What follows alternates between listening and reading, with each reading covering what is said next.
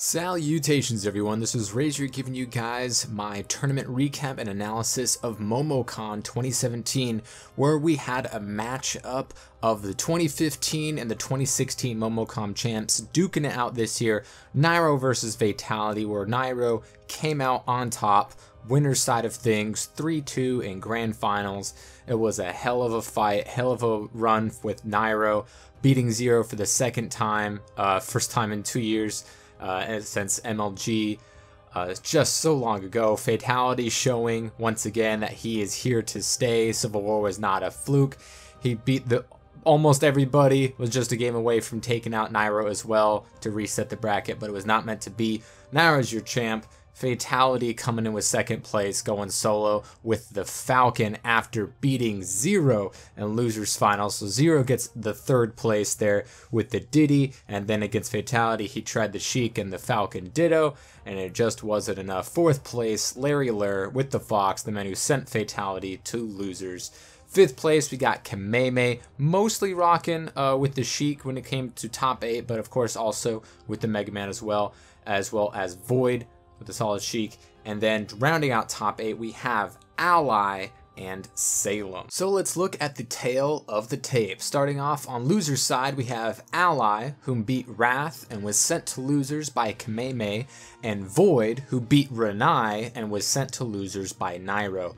Game 1 is exactly what you'd want to see from both these players. Ally dominated the first stock with a string of combos and getting Void off stage, and sees that big lead get destroyed by Void with some big combos of his own. Really strong neutral from both and making one opening count, translating into stocks. The last stock was a back and forth with the pivot up smash coming out of Ally. Void showed some of his strongest play against Ally in this set.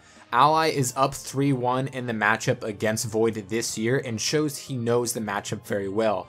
Void is able to rack up a ton of damage and seems like at any point he could run away with it, but Ally is number 2 for a reason. To be at the top of this game with such a fluid meta and stacked with such strong players and counter picks out the wazoo, you have to be consistent and clutch, and Ally sure as hell is clutch. Think you're ahead, Mario has a head for you, and guess what? It's invincible. You best watch yourself. Void out to a big lead in game 2 to start things off, but Ally gets the dash attack stage spike with Void only at 39% to snake that lead.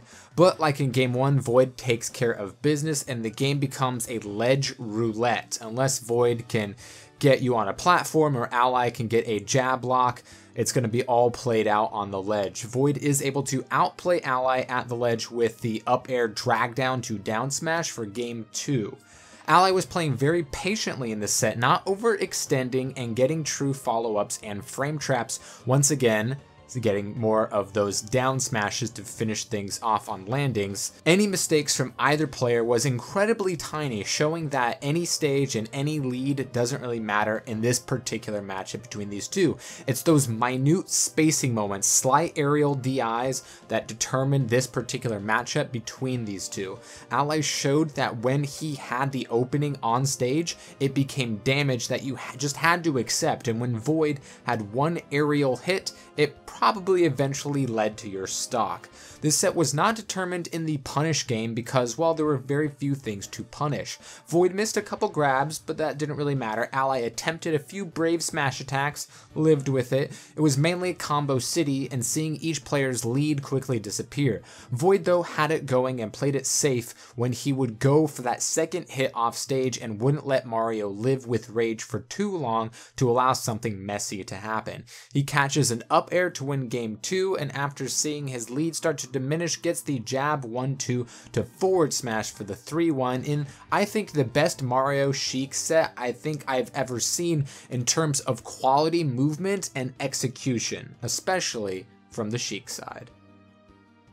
Next, we have Salem versus Fatality. Salem got here by beating Abadongo 3-1 and was sent to losers 3-0 by Zero, then beats Renai 3-1. Fatality finds himself here after a 3-0ing Komori Curie, was sent to losers by Larry Lur, and then beat Wrath 3-2. Fatality looking to beat Salem in tournament for the first time and make up for his inability to defend his Momocon title last year by missing out of top 8. Game 1, Salem takes it with the Dare Spike and then gives Captain Falcon a haircut by taking just a little off the top. Keep Falcon in the air and Bayonetta is gonna have a good time, especially off stage. Game 2, Fatality is finally able to get that big hit with the up air to knee on the second try. He gets a ton of extra credit on the juggles, always very difficult to do against Bayonetta where your combos have to be true or Witch Time and Bat Within will destroy you. Salem takes care of Falcon's first stock with the Nair offstage but is too far in the hole in percent with Fatality taking Bayo off the top at 184. In Game 3, Salem takes the Dreamland, very good counter pick in this matchup. Salem would wait on the platforms and bait out an approach from Fatality, trying to shark with up airs, and Salem would then take center platform or just below it and go for an aerial option, effectively controlling the center stage and therefore limiting Fatality's space that he needs for the dash grabs, raw back air mix-ups, and Salem was converting aerials to force Fatality off stage. Fatality was doing a great job, however, coming back, SDIing those witch twists, not getting sent too far off, saving the jump for after the Nair, and teching pretty much at every opportunity off stage throughout this set. But how Fatality was able to combat those tri-platforms was the Falcon dive. You can shield an up air and come down with an aerial of your own, but you can't shield a command grab, and Fatality was getting it, racking up percent, sending Salem up and out and forcing the man to think of something better. Salem's lack of ability to finish off those Falcon stocks came back to haunt him as Fatality made the adjustments, command grabbed the stage for full control. Game 4, Salem takes it to battlefield and Fatality adjusts just the same to those platforms. Salem is able to string some more damage but can't take it as Fatality gets the 2 stock and his first victory against Salem 3-1. Then in winner's semis, we have Zero having beat Mekos and Salem 3-0 to get here, and Larry booking his ticket to top 8 by defeating Nakat and Fatality. Game 1 on Lilat, we start off pretty evenly, both at kill percent, and Larry goes for the up smash. Zero shields and back throws Fox for the lead. Then we have the predicament of Fox's difficulty to kill, especially against the elusive target of a top Diddy Kong. Larry eventually catches Zero slipping on his own banana with the up smash, but with already 95 on him, Zero doesn't have to do too much before an up tilt nets him the kill. Game 2, Town and City, Zero is able to block a lot of Fox's approaches with his own much stronger aerials. For Fox to have success in this matchup, he needs to be able to get in and link those aerials and catch a few of those monkey flips, possibly off the top with maybe some of those up airs, or at the very least get him back off stage. Diddy can get out of the little stuff and give no opportunities for resets if you avoid the constant dash attacks coming out of Fox. Larry is historically the second best in the world at beating Zero, but Zero has implemented more banana play, setting up a boxing game where he always has something to fall back on, whether it's picking the banana back up, shielding banana, down tilt, or staying in shield while Fox is jumping, because it's simply just so safe to do against him in the matchup. Zero having little trouble with Fox this time around and takes it handily 3-0. On the other side of winners, we have the defending champ Nairo beating Myron and Void to get here, and Kameme having beaten Lazy Boredom and Ally. Game 1, Nairo getting off to a strong start. A string of juggles, he just had great spacing and constant pressure, which Mega Man really struggles against. He wants the Metal Blade, he wants the F-tilt and fair pressure, but Nairo wouldn't let the man get off enough lemons to make a single glass of lemonade. Kameme is able to get a few grabs, really most of the time his fastest option at close range, but not able to get a clean edge guard. Nairo clearly has a handle on the matchup and takes game 1 with the 2 stock. Game 2 doesn't even take 50 seconds, taking care of Mega Man this time like he's ally late for his plane. Game 3, Kameme understandably makes the switch to Sheik, the secondary that we see most out of Kameme and his doubles character of choice as well. Nairo has to play Sheik a lot differently, a bit riskier at times because you have to respect what Sheik can do. Nairo goes for a lot more nairs to approach because of Sheik's speed, and it's key to get those grabs due to Sheik's punish game, and punish Kameme does, taking a game with a little help of a dropped tether from Nairo. Game 4, Kameme continuing to cut off the attack from Nairo, trying to gain back neutral or extend things. A lot more zairs coming out of Nairo and getting the key back airs at the ledge with Kameme on his back foot. You can tell that Kameme Sheik needs a bit of work in the offstage game and possibly fighting ZSS in that matchup, where Mr. R and Void have a lot more practice and a lot of success against Nairo. Nairo gets the flip kick to ground Sheik, and then it's down smash to F smash to finish things off 3-1. So in losers quarters, we have Void versus Larry Lurr. Always a back and forth between these two, and we see it in bracket a lot. Game 1 on Lilat is all Void. He used the platforms perfectly, getting a lot off of his tilts into aerials and F tilts on the platforms. Void was able to exploit how Fox has to return to the stage, intercepting illusion with F tilt and even catching Larry's stall with needles to bouncing fish to take game 1. Game 2, Larry drives the stock prices for Purell up by doing a sick punish of Void's re-grab of the ledge by fairing off stage to the footstool, killing Void at 12%. But Void gets to work right away to make that lead disappear, again catching Larry's recovery multiple times for damage and for the kill. But Larry respawns, is able to add to his lead little by little before he's finally able to kill with up tilt. Void elects to run it back to Battlefield, which is a little interesting considering it's by far Fox's best stage and the stupid rule that says that Battlefield and Dreamland are the same. But he was still close to winning the last game, especially considering he basically started a stock down. But regardless, game 3 is our closest of the set. Neutral being exchanged every 8 seconds, trading for stocks, both going in for safe short hop aerials to poke and start a combo. Void is able to make more of his strings, Fox easy to combo, especially for Sheik, but with Larry off stage, Void grabs the ledge, maybe looking for another shine stall to catch with back air, but Larry illusions to the stage, trumping Void and linking to the true back air for the game 3 win. Void runs it back again. I know he's got plenty of experience against Larry and has a secondary Fox, so he knows the character well, but you have to wonder if he's trying to prove something, or does he really think that Battlefield is his safest bet? Nonetheless, it's Larry versus Void, so you know we're going to have a classic on our hands. Void is using a lot of back-to-back needles, trying to catch Larry's jump. Larry looking a lot like Sheik by nairing the getup of Void time and time again. Last hit situation, and you know we're going to game 5 because it's Void versus Larry. Jab, jab, up tilt, and Void forces game 5, and you know where we're going by now, Battlefield. Larry catches Void trying to be too aggressive coming off the ledge and gets the down smash punish for the first stock, and Void intercepts an illusion with the bouncing fish to tie things right back up. Larry able to get a bit of a percent lead, knows he needs to take care of things before things end like they did in game 4, and he catches Void with a back air and takes another classic 3-2. Then we have Fatality versus Kameme. Fatality keeps his loser's run going here against Kameme and his Sheik. Fatality did take Kameme out at Zero Saga, has a lot of Mega Man experience fighting Scat. Combine that with the speed of Falcon, Kameme's character choice makes sense going with the Sheik. And this is YouPorn's own Fatality here, and he's not making amateur compilations, he's making 4K quality combo videos here at 60 FPS. Hit him with the knee at 69% because he's going to be on brand with his new sponsor. And then the down throw to nair, up air, up tilt spike to dare spike to finish things off faster than a lady who can't pay for her pizza delivery. In the words of D1, destruction.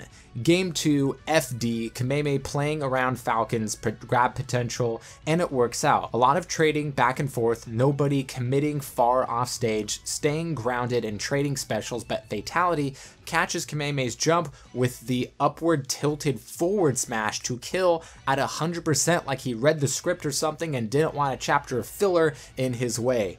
Game 3, Kameme goes to Mega Man, looking to give Fatality a different look. Sure, Mega Man will die at higher percents than Sheik, but Mega Man's lack of speed in his moves and being more grab susceptible might translate into problems, and Fatality might have some problems, but a Super Fighting Robot 8-1, and he takes it 3-0. Then winners finals, we have Nairo versus Zero, another installment in can Nairo beat him again? Well, 5 up airs into boost kick to start off game 1, and Nairo is looking to take his second victory over him, the first being at MLG about 1,000 years ago. Nairo with the big lead sees Zero start to chip away, and we have a last hit situation, and that's all Zero needs. Down tilt to up smash, about as true as things get. So Zero with a big comeback, and Nairo leaves Lilac behind to go to Town and City. Doesn't get the boost kick kill early this time, but gets the reset on the up tilt and double up airs this time for the stock lead. Starts off defensive a bit quicker than he did in game 1. F tilts to down smash, flip kick spike, and Nairo takes game 2 in 50 seconds. Game 3, Zero was holding it down, maintaining stage control, holding banana for pressure, keeping Nairo at the ledge, but with max rage, Nairo gets the nair to up air boost kick to kill at 70 for his own comeback. Nairo rode that momentum to the bank. He starts off on fire to start game 5, Nairo covering all of Zero's options to rack up damage, catches the banana, throws it right back at him into boost kick for the first stock. Nairo did a great job at getting those grabs, spacing with Zair and back air, mitigating banana, getting the get up option coverage, and gets the 3-1 and his second set ever against Zero in tournament. And so here it is, losers finals, Zero versus Fatality, and I don't think these two have fought since Super Smash Con 2 years back when Zero was rocking the Sheik before the nerf. It may not be a historic rivalry, but this one was a story, and it all played out in game 1. Not often does a match get decided in game 1, but this is an instance where it did. Fatality beat Zero so badly in game 1 that it won him the match. Fatality takes Zero's banana, throws it at him off stage to dare and get a kill at 41%. Fatality gets another grab into up air, re-grab on platform to down throw to up air nair to kill at 87%. Destruction? That was obliteration in the matter of 46 seconds, and the power of Captain Falcon tapped into. To body a player like that is to crush his confidence, sending the true Zero, the Diddy Kong, to the Shadow Realm. To make Zero switch off Diddy won him the match, because if Zero stays Diddy, maybe he comes back and wins. It's his best bet. Money on the line, Diddy wins it for him. Sure, he has secondaries that he doesn't need to visit very often. He has the Lucina that we see him use, against Mario's. He has a Cloud that he doesn't really win with, honestly. We know that he has a Falcon. He doesn't need to use Falcon because he's got Diddy, and he hasn't really used it outside of that one time against Sue at Frostbite, which got him a game. And he used to have a Sheik, but we have seen her, I think, only once in tournaments since the nerf for one game, I believe.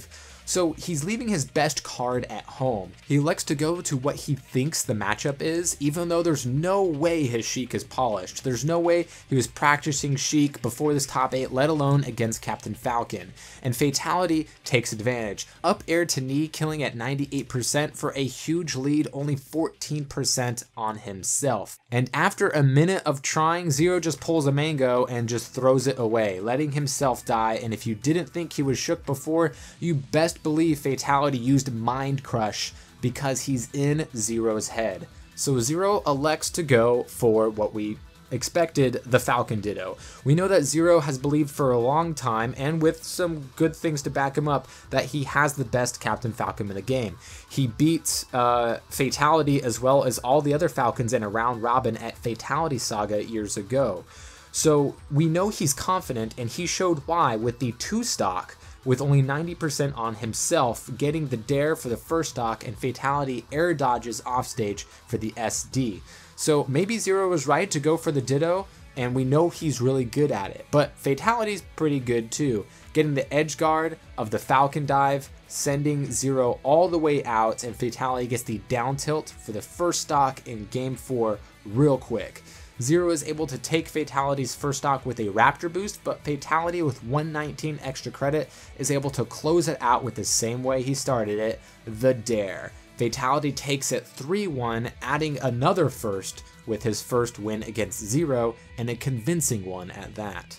And so here we are in Grand Finals, the third Momocon with the first and second Momocon champions duking it out here. The last meeting between these two being Fatality taking out Nairo out of winners at Civil War, where Fatality got the reverse 3-0. So the matchup here, we have two characters that leave no room for error. Zero Suit can send Captain Falcon so far off stage with aerials, punishing landings with down smash, but if ZSS whiffs, Falcon can straight up kill her. Fatality shields the laggy ZSS dash attack and punishes with F smash, and punishes a whiff grab with the up air to knee true combo for the comeback in Game 1. So Nairo's answer in Game 2 was to stay off the ground, jump all over the stage, getting the juggles, and most importantly, the edge guards, as Nairo goes deep for it and gets it with 1 minute and 15 seconds, gets the 2 stock to answer back in Game 2.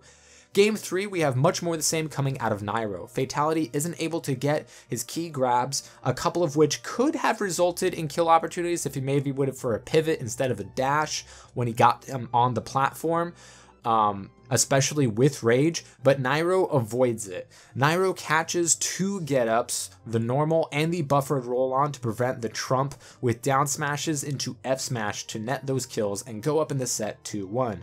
Knowing that the grab game isn't something that the Fatality can fall back on, he tries to challenge Nairo in the air, and it pays off. Nairo isn't able to get as much free uncontested damage, and he has to mix up his landings, which opened up opportunities for Fatality to get grabs.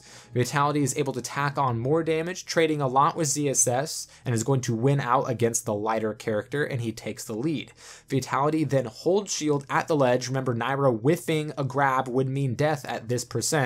Fatality gets the grab, Nairo breaks out, and Fatality down tilts for the kill and forcing Game 5. And on Town and City is where our journey ends. Nairo's approach is connected, he got the juggles, the boost kick, and the back air, and Nairo is your champion on winner's side in Grand Finals against Fatality 3-2.